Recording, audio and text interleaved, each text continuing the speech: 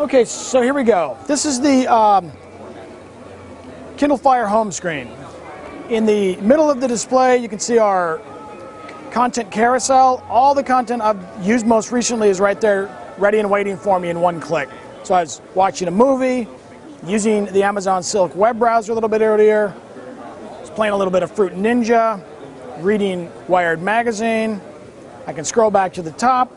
I can click on Rango, resume where I left off. I'm going to switch it over to landscape.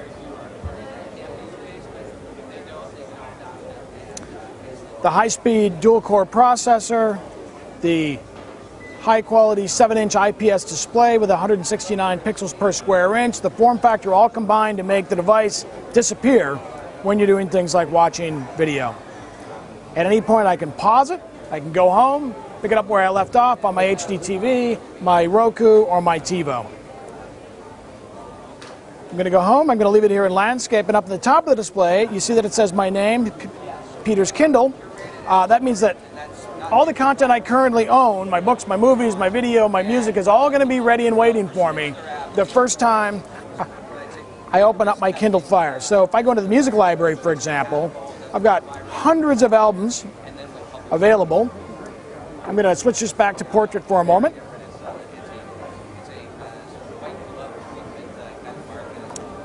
Hundreds of albums available for me up on my cloud. I can store as many as I want to, and I can either stream or I can download those locally to my device. And if I download, if I'm going to be out of Wi-Fi range, for example, I can play my music locally.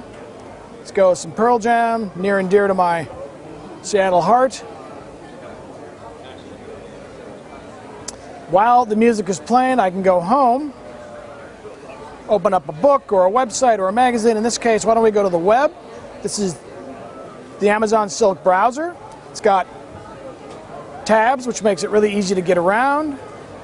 I can go to my favorites.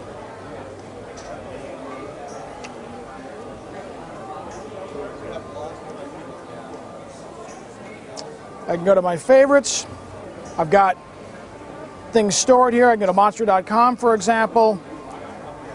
Notice it loads incredibly quickly, but you know, all the great things we do in the background occur transparently to the user. So all the user sees is an incredibly easy to use and fast web browser. In the lower part of the display is my favorite shelf, so I can pin or I can bookmark the books, the web pages, the libraries I use at the bottom of the display. And if at any point I want to adjust my music, I just have to tap at the top of the display. I can turn down the music, I can adjust the brightness, I can configure Wi-Fi. In this case, I'm going to pause, edit, and get back to playing something else. I can open up a magazine.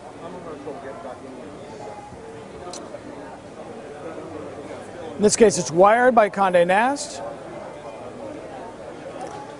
And you see that the richness of the color, the great design, the interactivity in the video really pop on the Kindle Fire. So what is that gesture to swipe up, or does it? It'll swipe up. I can show you in a second here. Let's go to my apps library. This is my cloud apps library, so I can store as many apps as I want to up in the cloud. I can go back to my on-device library. I'm just going to give it a quick wipe because I think I am spitting as I talk, sadly. Click on Fruit Ninja, which is what Jeff showed up on stage. It's easy to get into. Start the game. This is another example where the great display, the dual-core processor,